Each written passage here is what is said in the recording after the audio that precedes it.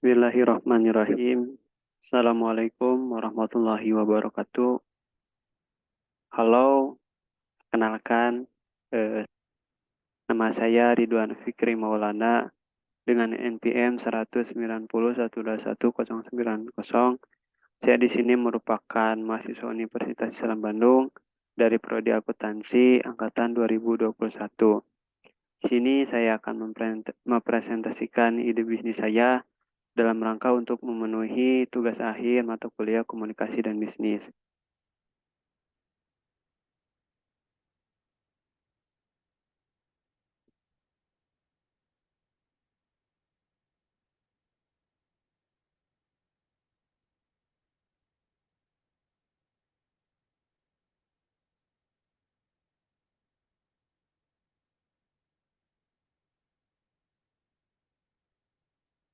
Baik, teman-teman, di sini saya akan mempresentasikan ide bisnis saya yaitu Grimis Gegara Risol Manis.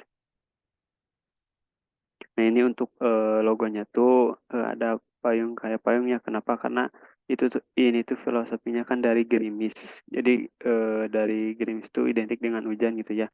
Juga identik juga dengan payung gitu ya. Nah, di sini GMRS itu artinya gerimis yang disingkat Gegara Risol Manis.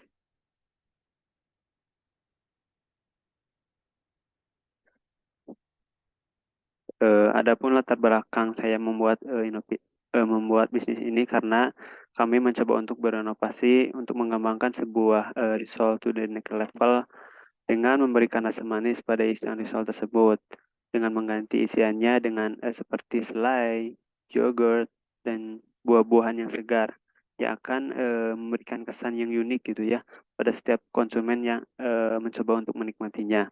Ya, karena pada umumnya risol itu yang sering kita jumpai memiliki rasa yang asin, gurih maupun pedas seperti isian mayo, ayam suwir, dan lain-lain.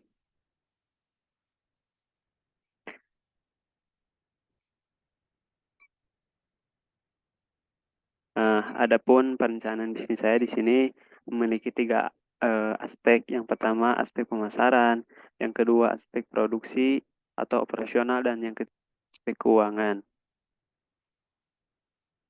Nah, kita bahas ya. Untuk yang pertama terkait aspek aspek pemasaran, yang mana ada 3 poin juga di sini, ada segmen pasar, target pasar, dan positioning. Nah, untuk segmentasi pasar ini di mana masyarakat itu akan menjadi tujuan segmen pasar yang kami tuju, yaitu mulai dari masyarakat menengah ke atas sampai masyarakat menengah ke bawah, seperti dari anak kecil, dewasa, sampai orang tua.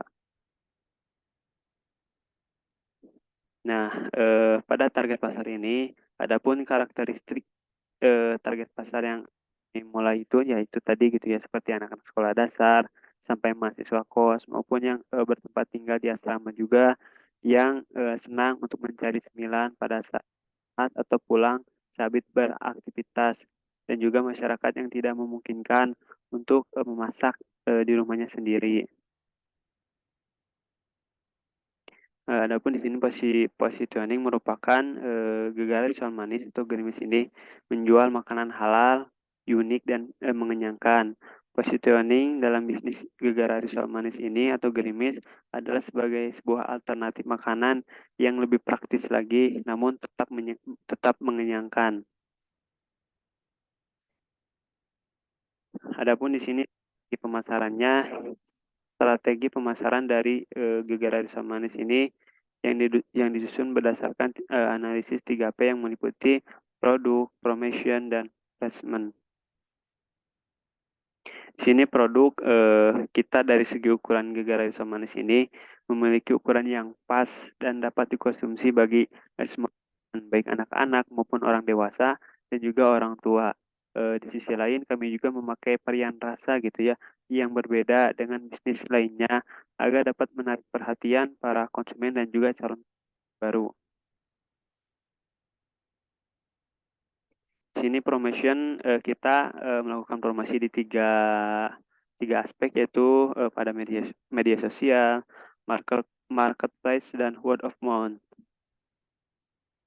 Kemudian di sini di mana bisnis yang kami bangun ini di tempat yang cukup strategis di Kota Bandung, sehingga didistribusikan produk dapat dilakukan secara langsung dari tangan produsen ke konsumen. Kan tetapi pendistribusian Gegara Risol Manis ini atau gerimis ini juga dapat dilakukan dengan melalui produsen lalu ke tangan kedua seperti yang mana sampai pada akhirnya dapat diterima langsung oleh konsumen.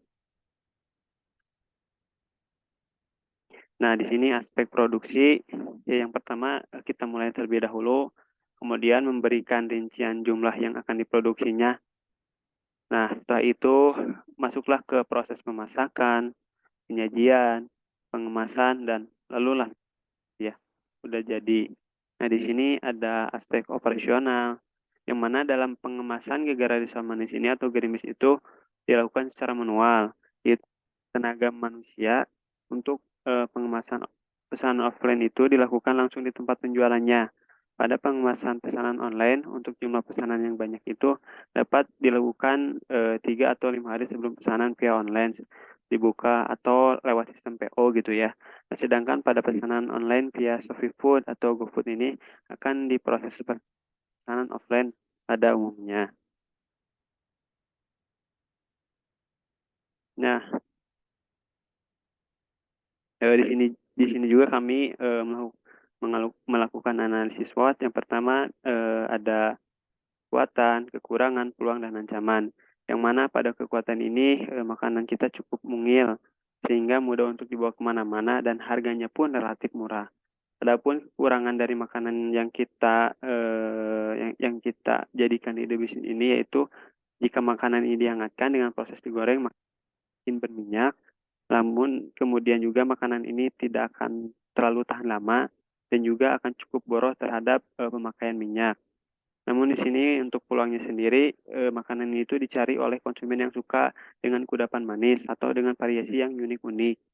Kemudian pengolahan yang cukup cepat untuk konsumen yang ingin berhemat waktu gitu ya karena eh, kesibuk karena sibuk dalam aktivitasnya. Nah, maka ini tuh menjadi makanan sebuah solusinya. Kemudian adapun ancamannya di sini yaitu yang pertama banyak pesaing yang sudah menawarkan frozen food dan juga masih banyak konsumen yang lebih tertarik dengan kudapan risol dengan rasa asin dan gurih.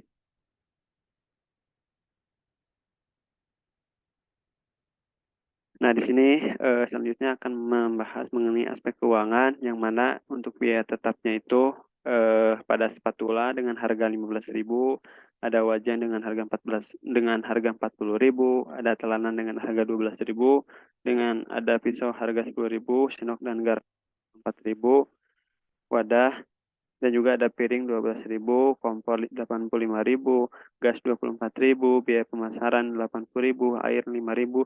Adapun total keseluruhannya itu sebesar 357.000. Nah, di sini untuk perhitungannya yang isiannya tuh di dalamnya ada keju. Yang pertama ada bahannya tuh terigu, eh, tepung tapioka, telur, vanir, keju, plastik mika, minyak, dan susu kental manis. Adapun dalam jumlahnya tuh 150 gram, tapioka 50 gram, telur 2 butir, vanir 250 gram, keju 13 slice, dan plastik mika 3 piece, minyak 500 gram dengan susu kental 20 gram. Adapun dari harganya itu untuk terigu 5.000, untuk tepung tapioka 500, untuk telur 4.000, untuk vanir 400, untuk keju 7.150, untuk plastik mika 585, untuk minyaknya tuh 7.000, dan untuk susu kental manisnya sebesar 1.000. Adapun untuk perhitungannya total HPP-nya tuh 29.735. Adapun HPP per unit yaitu sebesar 2.287 dengan profit 75% itu sebesar 1.715. Adapun harga jualnya yaitu sekitar 4 ribuan dan juga total penjualannya yaitu 52.000 dengan total keuntungan 22.265.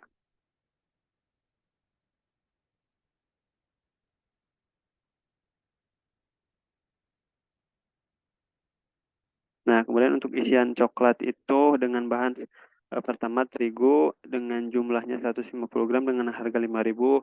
Adapun tepung tapioka dengan jumlah 50 gram dengan harganya 5.000. Telur dengan jumlah 2 butir harganya 4.000. Vanir dengan jumlah 250 gram dengan harga 4.500.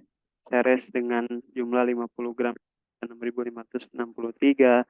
Plastik Mika dengan jumlah 3 piece dengan harga 585, minyak dengan jumlah 500 gram dengan harga 7.000, dan susu kental manis dengan jumlah 20 gram dengan harga 1.000. Adapun total HPP-nya di sini sebesar 29.148.000, dan untuk HPP per unitnya yaitu sekitar 2.242 rupiah. Adapun profitnya itu sebesar 110% dengan 2.000 dengan harga dengan profit 2.466 rupiah, dengan harga jual 4.708 rupiah, dan total penjualan sebesar 52.000 dengan total keuntungannya sebesar 22.853 rupiah. Nah, di sini juga kita ada yang isiannya pisang gitu ya. Bahannya sama seperti yang sebelumnya, namun di sini ditambahkan dengan pisang dengan jumlah 13 helai dengan harga 4.333 rupiah. Maka dengan ini untuk total HPP-nya yaitu sebesar 26.418 rupiah, dan HPP per unitnya itu sebesar 2.032 rupiah. Adapun profitnya itu 90% dengan profit 1.931 rupiah, dengan harga jual 3.963 rupiah, dengan total penjualan sebesar 5.000 dan total keuntungan sebesar 25.582 rupiah. Adapun di sini juga isi dari pisang coklat ada tambahan pisang dan juga seres, di mana pisangnya dengan jumlah 13 slice dengan harga 4.333 rupiah, dan juga seres dengan jumlah 20 gram dengan harga 2.600 rupiah. Maka di sini total HPP-nya yaitu sebesar 29.543 rupiah. HPP per unitnya yaitu sebesar 2.273 rupiah. Ataupun dengan profit 90% sebesar 2.159 rupiah. Dengan harga jual sekitar 4.432 rupiah, dengan total penjualan 52.000 rupiah, dan total keuntungan 22.457 rupiah. Adapun di sini juga untuk varian yang selanjutnya yaitu isi pisang keju. Di sini ada tambahan pisang dengan jumlah 13 slice dengan harga 4.333 rupiah.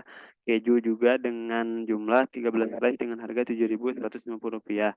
Adapun total HPP-nya yaitu sebesar 34.068 rupiah, dengan HPP per unitnya yaitu sebesar 2.621 rupiah, dengan profit sekitar 99,5% sebesar 2.490 rupiah, dengan harga jual 5.110 rupiah, dan juga total penjualan kejunya sebesar 52.000 rupiah, dan total keuntungan sebesar 17.932 rupiah.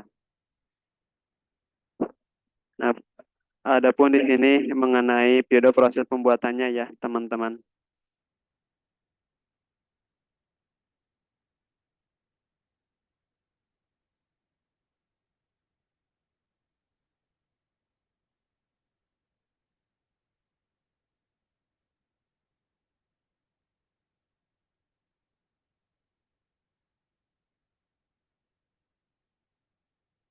Nah, ini proses pembuatannya ya teman-teman. Bisa terlihat sendiri gitu ya.